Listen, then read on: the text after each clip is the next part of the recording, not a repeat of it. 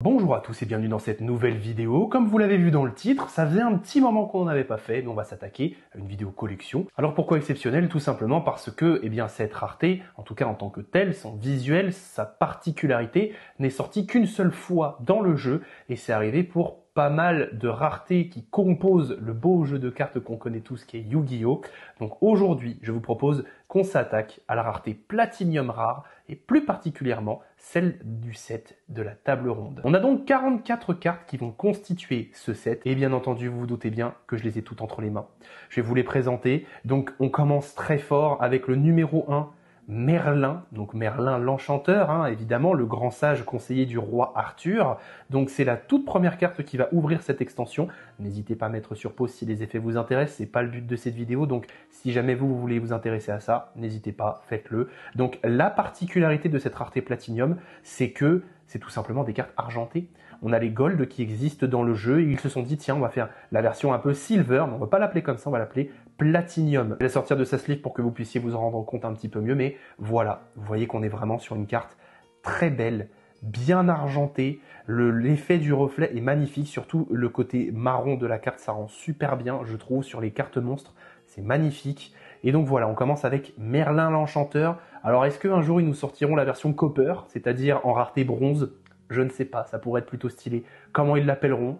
Dites-moi dans les commentaires si ça vous tenterait comme ça, après les Gold et l'argenté, les Platinium rares, d'avoir une version bronze.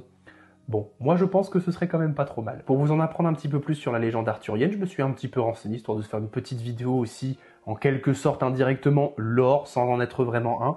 Et on va parler du coup de Bedouir, le chevalier noble. Et alors, cette carte est très importante dans la légende arthurienne, tout simplement parce que chez nous, on va l'appeler Bedivere, et cette personne est donc un des conseillers les plus proches du roi Arthur, et va avoir pour rôle de commander les armées du roi, et de régler les problèmes entre les chevaliers ou les nobles. On décrit ce personnage comme extrêmement fort aux échecs et étant un grand tacticien, et surtout, après la mort du roi Arthur dans la légende arthurienne, c'est lui qui va remettre l'épée Excalibur à la Dame du Lac. On voit vraiment que Yu-Gi-Oh! A voulu retranscrire cette légende le plus fidèlement possible parce que là, on doit être après le décès du roi Arthur.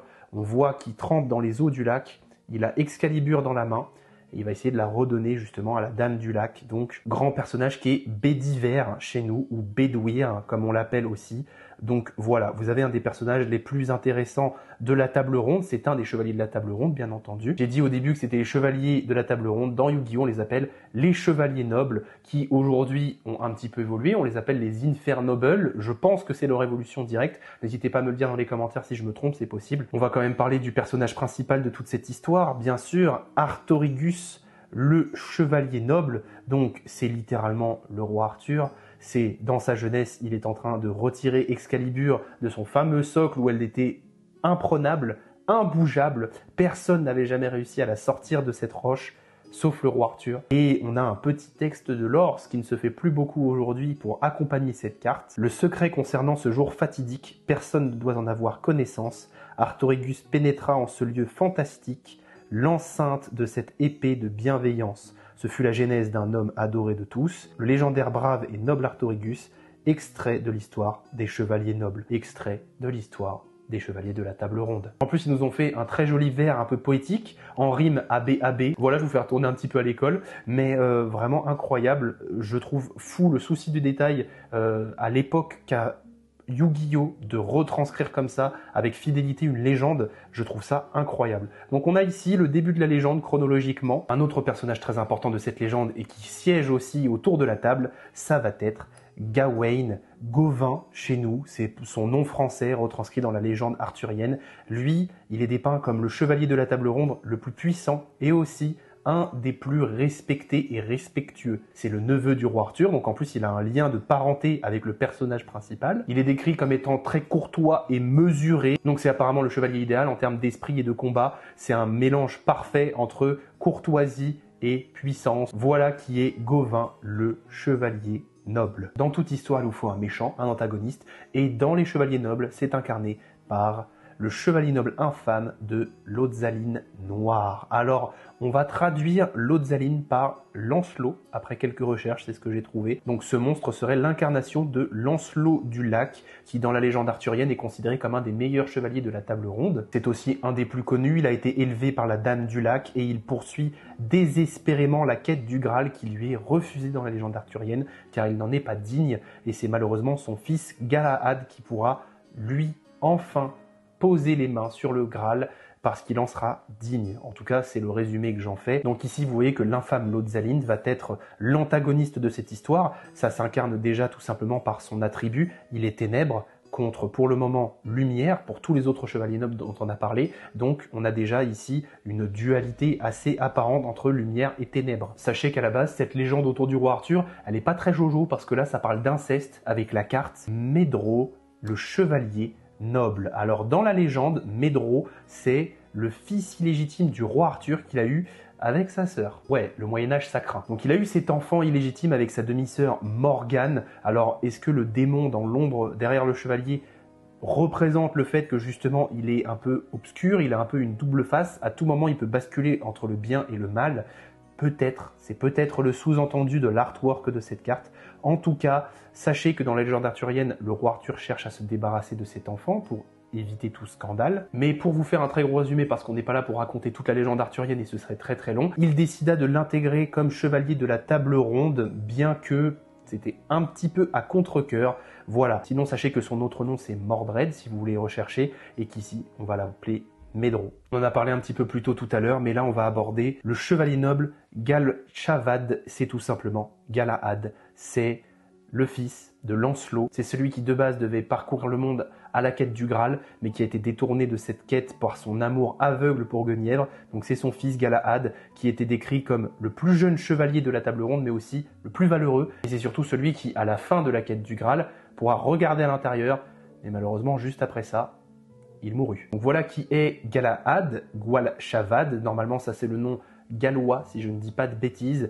Et c'est donc la 7e carte de cette extension autour de la légende arthurienne. C'est le deuxième nom le plus connu derrière Lancelot, c'est tout simplement le chevalier noble Dristan. Bon, vous aurez compris que c'est pas beaucoup caché, c'est tout simplement Tristan. Il est décrit comme l'un des chevaliers les plus talentueux de la table du roi Arthur, mais aussi un des amis les plus proches de Lancelot. Voilà, vous avez le petit descriptif de qui est Dristan, Tristan, le chevalier. On continue de faire le tour de la table gentiment parce qu'il y a beaucoup de sièges autour de cette table avec Borz, le chevalier noble. Et là encore une fois, on voit la fidélité qu'a Yu-Gi-Oh pour retranscrire les légendes, parce que l'autre nom de Borz, c'est Bohor. Bohor est décrit dans la légende arthurienne comme un des chevaliers les plus compétents que puisse trouver l'armée du roi Arthur, tout simplement parce qu'il fait partie des 3 chevaliers qui mènera à bien la quête du Graal. Et donc on le voit justement sur cet artwork, on voit que Bohor réussit à mettre la main sur le Saint Graal, il réussit à compléter cette quête. On voit encore du coup le souci du détail et vraiment la volonté de suivre la ligne directrice de la légende arthurienne, je trouve ça incroyable. 3e et dernier grand nom de la table du roi Arthur, c'est tout simplement le chevalier noble Pérédur. Et bien c'est traduit chez nous par Perceval, bien sûr. Avec Lancelot et Tristan, Perceval, c'est un des noms les plus connus de la légende arthurienne et il est incarné du coup par cette carte qui est la 10e de l'extension. Perceval est un des rares chevaliers à être né noble de naissance. Tous les membres de sa famille, que ce soit son père ou ses 2 frères, sont morts en tant que chevaliers à la guerre. Sa mère, voulant à tout prix économiser la vie de son fils, l'a sauvegardé de son héritage de chevalier jusqu'à ses 15 ans. Mais malheureusement pour elle, lorsqu'un jour il jouait en forêt au javelot, quel gosse joue au javelot dans la forêt, je ne sais pas, eh bien il croisa un groupe de 5 chevaliers, dont le roi Arthur. Il fut absolument ébahi par ces hommes en armure qu'il trouva incroyables et il voulut à tout prix devenir chevalier en retour. Il se présenta à la cour du roi Arthur pour rentrer à son service. Il fit alors une très forte impression parce qu'il était extrêmement fort au combat et c'est comme ça qu'il rentra au service du roi Arthur. Je n'ai malheureusement pas trouvé grand chose sur le prochain chevalier noble, il s'agit d'Éashtar, le chevalier noble. Eh bien, je pense que c'est peut-être un des antagonistes principaux de l'archétype. On peut voir qu'il est vraiment tenté par son côté obscur. On le voit en arrière-plan de l'artwork de la carte. Si on regarde vraiment au niveau de son visage, son œil gauche a un reflet rouge, un peu comme s'il était possédé par quelque chose de maléfique. Mais voilà, malheureusement, j'en sais pas plus sur cette carte. Mais il y a aussi un petit peu de féminité dans cet archétype avec la présence de Gwenwyfar, la reine des armes nobles, qui porte extrêmement bien Son titre, Gwenhwyfar, c'est tout simplement Guenièvre, celle qui a détourné Lancelot de sa quête du Saint Graal et qui l'a complètement subjugué. C'était le véritable coup de foudre entre ces deux personnages, à tel point que s'en est suivi une relation adultère, parce que cette dame était mariée à un roi. Mauvaise idée du coup. Cette relation a fait basculer la légende arthurienne dans une guerre entre les chevaliers. Lancelot voulait à tout prix protéger Guenièvre et vivre leur amour tout simplement. Ils s'enfuient tous les deux en France, c'est un don. Lancelot, sur son chemin pour protéger Guenièvre, parce que du coup elle avait été condamnée à mort par le roi Arthur, a dû tuer certains membres de la table ronde. Bref, c'est des bails vraiment sombres. Deuxième personnage féminin plus qu'important dans cette légende, c'est tout simplement la Dame du Lac, ou la Fée Viviane, comme elle est aussi appelée dans la légende arthurienne. C'est un personnage extrêmement important. C'est elle qui va confier Excalibur, qu'elle est en train d'enlacer dans ses bras, au roi Arthur. C'est ça qui va démarrer sa légende. Et c'est aussi elle qui guide le roi Arthur vers Avalon, après la bataille finale qui l'opposait à Mordred, dont on a déjà parlé. C'est son fils illégitime, c'est lui le véritable antagoniste de l'histoire. Pour rappel, c'est celui qui avait une ombre derrière lui, prête à le posséder. Vous en connaissez maintenant le sens. Et c'est un sens bien funeste parce que le fils va tout simplement tuer son père et le père va tout simplement tuer son fils. La Dame du Lac, c'est donc un personnage plus que central. C'est par elle que tout commence et par elle que tout finit. Et après cette 13e carte d'extension, on va complètement basculer de verse avec quelque chose que vous connaissez. C'est l'ange de loyauté, qui va accueillir le roi Arthur après son décès. On peut l'interpréter comme ça, c'est peut-être pour ça que cette carte est présente dans ce set. C'est une carte qui a marqué Yu-Gi-Oh! Compétitivement parlant, qui était beaucoup jouée dans les decks lumière, qui est toujours très intéressante, mais voilà, l'ange de loyauté, c'est toujours une carte extrêmement belle. Moi je l'aime beaucoup, on en a eu une version ténébreuse il n'y a pas très longtemps, et vraiment... carte incroyable. Je ne sais pas si vous avez remarqué ou compté, mais pour le moment, on a eu seulement 10 chevaliers sur 16 que compose normalement la table ronde. Mais Yu-Gi-Oh! S'est dit, tiens, et si on faisait un petit crossover, un multivers, où on incorporerait un chevalier bien de chez nous? C'est Daigreffer, le chevalier. Donc, on peut supposer qu'il est là parce qu'il va lui aussi se joindre aux côtés d'Artorigus et rejoindre sa table, mais bon, tout ça... c'est des suppositions. Cette carte a une très longue histoire, justement, avec des univers entremêlés. N'hésitez pas à aller checker la vidéo, je vous la mets par-ci par-là. C'est une history sur l'histoire de Daigreffer. Konami n'allait pas s'arrêter là en si bon chemin. Ils ont incorporé un autre chevalier à la table ronde, c'est le chevalier de l'Aube. Cette carte est magnifique, je trouve l'artwork avec le coucher ou le lever de soleil, je ne sais pas, en arrière-plan qui est fantastique. Il y a aussi une petite nuée d'oiseaux migrateurs juste là. Vraiment, la carte, elle est splendide, ça pourrait être un tableau, limite. On va repasser sur un des chapitres de la légende arthurienne, l'un des derniers d'ailleurs, c'est le dernier chapitre du Chevalier Noble. C'est ce dont je vous parlais au début de vidéo, Bedivere ou Bedwyr dans le jeu de cartes, qui va apporter à la Dame du Lac Excalibur, la rendre à la Dame du Lac, celle par qui tout a commencé, celle qui donna cette arme au roi Arthur, après la défaite et la mort du roi Arthur, pour terminer le cycle, la boucle est bouclée. Voilà, vous avez le dernier chapitre du Chevalier Noble juste ici. Et derrière, beaucoup moins logique du coup, on fait une petite remontée dans le temps avec la fameuse table ronde du Chevalier Noble. Et là encore une fois, ce qui est assez étonnant, c'est que jusqu'ici, Yu-Gi-Oh! Suivait plutôt fidèlement la légende arthurienne. Mais si on compte les têtes présentes sur cette carte, on en voit 12, alors que la légende arthurienne nous donne le compte de 16 chevaliers et non pas 12. Donc c'est un petit peu particulier, mais on retrouve vraiment tous les codes. Le roi Arthur qui siège en plein milieu, entouré par tous ses chevaliers autour de la table ronde. Que seraient des chevaliers sans leurs armes de prédilection? Bien entendu, leurs épées. On commence avec Galatin, qui serait l'arme fétiche de prédilection du chevalier Gauvin. Mais on a aussi l'arme Arfeu du tir, qui visiblement n'appartient pas de base à la légende arthurienne. Ce serait plutôt une invention de Konami pour corrompre justement un des chevaliers, le rendant malveillant, devenant l'ennemi du roi Arthur. Par contre, ce n'est pas du tout le cas de la prochaine épée qui est Caliburn. C'est un des surnoms d'Excalibur, mais c'est aussi une arme dont vous allez devoir vous souvenir parce que dans quelques cartes, on va aborder un des boss monsters de l'archétype et vous verrez que il tient dans ses mains Caliburn, aussi Excaliburn. Justement, il va posséder les deux épées en même temps. Donc Excaliburn, c'est bien sûr Excalibur, l'arme de la légende, celle tenue par le roi Arthur. Et Caliburn, c'est un petit peu comme sa petite sœur, mais sinon, c'est un autre nom, une autre appellation pour cette même arme. Entre ces deux cartes, pour reprendre la chronologie de l'extension, nous allons trouver l'arme noble de la destinée, tout simplement parce que chaque chevalier est destiné à tenir une épée, et chaque épée va décider de l'avenir du chevalier. On va donc passer rapidement la carte que je vous ai déjà présentée, c'est Excalibur, donc l'arme principale par laquelle tout commence et par laquelle tout finit. Et je suis désolé, dans la continuité de l'extension, on va repasser dans le verse de Yu-Gi-Oh! Avec Trou Noir. Alors là, il n'y a aucune logique. Elle est là juste parce qu'elle est là, parce que ça m'étonnerait que dans le lore des chevaliers de la table ronde ou des chevaliers nobles, il y a un chevalier qui fasse une attaque trou noir par exemple, ce serait un peu overcheaté. Mais bon, ça c'est un des board breakers les plus connus du jeu, on l'aime, on l'adore, et vraiment en version platinium, il est beau. On est quand même dans un monde d'épées, donc pourquoi pas avoir des épées de révélation de la lumière contenues aussi dans cette extension. Encore une fois, ça fait plaisir de les voir là, elles sont magnifiques. Mais on est surtout dans un lore de chevalier, donc bien évidemment, on va avoir renfort de l'armée. Chevalier égale armée, égale guerre, égale monsieur en armure avec une épée. Ah ouais. Bon là, je sors complètement de l'histoire un petit peu et du lore, mais on va aussi avoir le livre de la lune. C'est une des cartes les plus connues de Yu-Gi-Oh! Qui est encore jouée aujourd'hui. C'est une très très bonne carte pour avoir de la gestion un petit peu lente, mais des fois nécessaire de certaines cartes sur le board adverse. Et ça c'est pareil, c'est une one-off qu'on va retrouver beaucoup dans la méta de Yu-Gi-Oh! Même encore aujourd'hui. C'est tout simplement sacrifice inutile.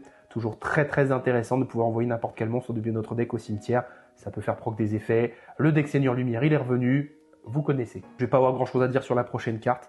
Onde de libération, c'est juste beau. Et c'est logique que ce soit dans cette extension parce que ça nous permet tout simplement de cibler une magie d'équipement qu'on contrôle, la détruire et toutes les cartes magie et pièges face verso contrôlées par l'adversaire. Bon, c'est tout simplement un plumeau. Niveau gameplay dans cette extension, c'est de la logique. On joue des monstres équipés avec des épées. On avait l'agresseur, donc on a forcément certaines cartes qui lui sont liées, comme par exemple les épées à l'aube, une magie rapide assez intéressante qui permet d'équiper des magies d'équipement à un monstre approprié sur le terrain. Bref, évidemment, c'est logique que cette carte soit dans l'extension. Encore une fois, ça fit avec le gameplay. Et là, on va retourner dans les chapitres de la légende arthurienne avec Avalon, dont je vous ai parlé tout à l'heure. C'est la fin du combat à mort qui opposait le roi Arthur à Mordred. On voit leurs deux épées plantées sur la colline après un combat impitoyable. On voit Guenièvre et la Dame du Lac au chevet du roi Arthur qui va lentement mais sûrement rejoindre les rives d'Avalon, le paradis des chevaliers. Mais bon, au cas où vous voulez ressusciter votre gassure, on vous donne un petit appel de lettre hantée. Voilà, c'est cadeau. Le roi Arthur, il est parti. Non, la légende, on veut pas qu'elle s'arrête. Bim, il revient grâce à appel de lettre hantée. Écoutez, on arrange les légendes comme on peut. Fallait bien un petit peu de board breaker dans cette extension, donc on a choisi de mettre catastrophe infernale. Lorsqu'un monstre de l'adversaire déclare une attaque, on détruit toutes les cartes magie et pièges sur le terrain.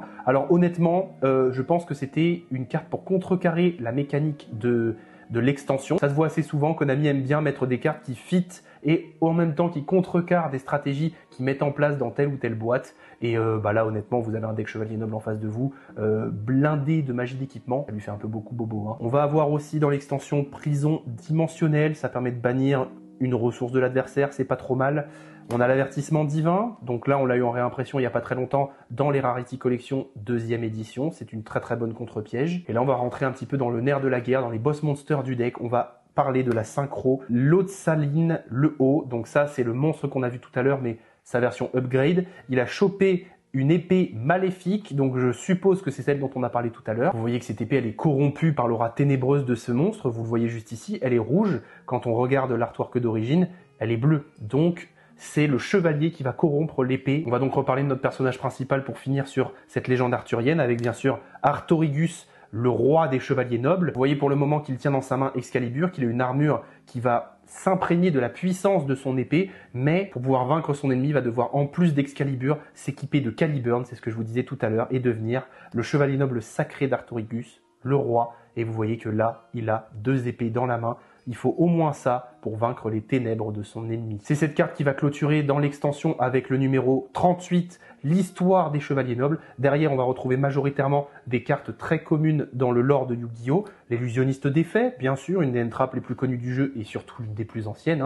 Elle date de 5DS quand même. On va avoir aussi le Typhon d'Espace Mystique. C'est une des gestions de magie et pièges les plus connues du jeu. Elle est vraiment exceptionnelle cette carte. Je pense qu'on se l'est tous pris au moins une fois dans la cour de récré sur notre pauvre force de miroir qui avait rien demandé. Mais on va aussi retrouver le bon vieux sarcophage doré. Moi, cette carte, je la connais surtout dans le deck Flunder qui est toujours excellente pour partir si jamais on n'a qu'un seul piou-piou. Mais on va aussi avoir la lance interdite qui a longtemps été jouée dans le deck Kashtira. D'ailleurs, moi, j'avais acheté la version dans cette rareté pour la jouer dans mon deck Kashtira. J'avais pimpé un petit peu, j'aime bien ça. On va aussi avoir un petit hommage torrentiel, hop là, qui va nous permettre de clean un petit peu le board adverse. Et pour terminer cette extension, la dernière carte, la 44e, c'est le dispositif d'évacuation obligatoire qui a été errata de nombreuses fois en termes de nom et aussi en termes d'effet qui nous permet tout simplement de renvoyer une cible à la main. Et voilà, vous avez le contenu de cette extension autour de la légende arthurienne, autour des chevalier noble. En tout cas, si cette vidéo vous a fait kiffer,